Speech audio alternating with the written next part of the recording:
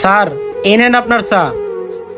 Sir, যদি মনে কিছু না করেন তাহলে আমি আপনাকে একটা কথা জিজ্ঞাসা করতে পারি? বলো। স্যার, আপনি তো এই বড় অফিসে চাকরি করেন, আপনি কয় টাকা স্যালারি পান, আপনার কর্মচারীদের কয় টাকা স্যালারি দেন, যদি একটু বলতেন তাহলে আমার জন্য খুব ভালো হইতো। আমার কয় টাকা স্যালারি দেয়, আমার লগের লোকের কয় টাকা স্যালারি দেয়, এটা জানি না তুই কি করবি? তুই সামান্য একটা চাউলা আতার ব্যাপারে ইয়া জাহাজের খবর নেস? স্যার, আপনি রাগ করতেছেন কেন? আমি একটু জানতে চাইতেছি, বললেই তো হয়ে যায়। হ্যাঁ বেটা, আবার তুই আমার প্রশ্ন করস আমার বেতন কয় টাকা এটা তোর কাছে কই দিব? ধর বেটা, তুই আমার চা খাওয়ার মুঠে নষ্ট করে দিছস। ধর তোর চা তুই খা, সারা ফকিনি করতে এসে।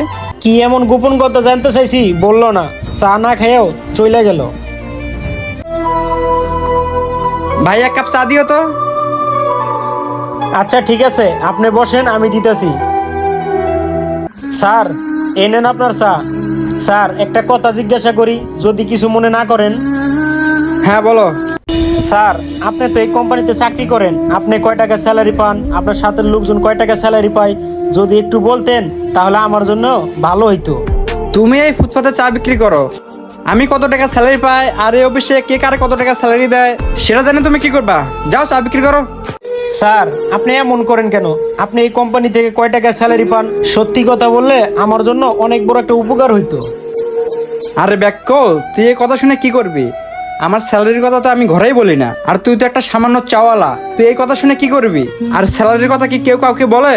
আর তুই আমার বারবার একই প্রশ্ন করতেছস। স্যার, আপনি প্রতিদিন তো আমার দোকানে চা খাইতে আসেন, আপনি সত্য কথা বলেন, কসম আপনি আমারে বিশ্বাস করেন, এই কথা আমি কারো কাছে বলবো না। শোন, আমার মনে হয় তোর মাথায় সমস্যা হচ্ছে, তাই তুই একই প্রশ্ন বারবার করতেছিস। ধর তোর চা তুই খা, খেয়ে মাথা ঠিক কর। পৃথিবীর মানুষগুলো এমন কেন? সত্য কথা বললে কি তাদের পেটে আমি লাথি দেব? হায় রে মানুষ।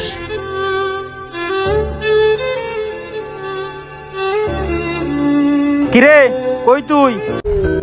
জি স্যার, বলেন। তুই না ওই দিন বলছিলে আমি স্যালারি কয় টাকা পাই? বাইরে আই, বলতাছি তোরে। বলেন। আমার স্যালারি জানা কি তোর খুব প্রয়োজন? হ্যাঁ স্যার, আর মনে হয় জানাটা খুব জরুরি, আমার মনে হয় হে জেনে শান্তি পাইবো। দেন স্যার, বলে দেন। তাইলে শুন, আমার মাসিক বেতন 70,000 টাকা। আর আমার মাসিক স্যালারি 50,000 টাকা। আর তুই কি মনে করছিস রে? তুই সামান্য চা বেচছিয়া 10-15 ইনকাম করছিস দেখিয়া তুই কি মনে করছস আমার বেতনও 10-15 টাকা হইব? ভাবতেও পারে স্যার, কারণ ওদের মতো চাওয়ালাদের কাছে 10-15 হাজার টাকাই অনেক। না স্যার, আপনারা দুজন কিন্তু আমাকে ভুল বুঝতেছেন। দেখ বেড়া, ভুল বুঝতেছি মানে? তোর কাছে চা খাইতে এদিকে তুই যাইছে তাই জিজ্ঞেস করবি আমাদেরকে? জিজ্ঞেস করবো না স্যার? এর ভিতরে মনে হয় শিক্ষার দিকে কিছুই নেই। ও তো আমাদের মতো শিক্ষিত না, ও তো অশিক্ষিত, মূর্খ।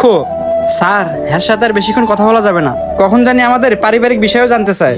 স্যার, আপনারা দুজন তো আমাকে অনেক কথাই বললেন, আর আমি আপনাদের স্যালারির কথা কেন জানতে চাইছি সে কথা কিন্তু আপনারা একবারও জানতে চান নাই। আচ্ছা শুনি, বল তুই। স্যার, আপনি মাসে স্যালারি পান 70,000 টাকা, আপনি মাসে স্যালারি পান 50,000 টাকা, আর আমি কয় টাকা মাসে ইনকাম করি সেই কথাটা কি আপনারা জানেন? কত আর হবে? অতিরিক্ত হলে 10-15 হাজার টাকা। স্যার, এটা আপনাদের ভুল ধারণা। এরকম চায়ের দোকান আমার আরো 5টা আছে। আমি যদি দৈনিক একটা দোকান থেকে 2,000 টাকা ইনকাম করে থাকি, তাহলে হিসাব করে দেখেন মাসে আমি কত টাকা ইনকাম করতে পারি। কি মাসে 3 লক্ষ টাকা? কি তাহলে হিসাব করে এখন পাইছেন? কি বললেন স্যার? মাসে 3 লাখ টাকা? স্যার, এটা তো আমি সর্বনিম্ন কথাটা বলছি, এর চেয়েও বেশি টাকা মাসে ইনকাম করি আমি।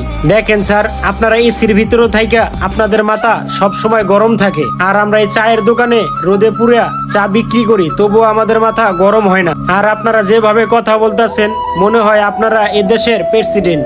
আর সত্য কথা বলতে কি স্যার, আপনারা চাকরিজীবী মানুষগুলো গরিব মানুষরে মানুষ মনে করেন না।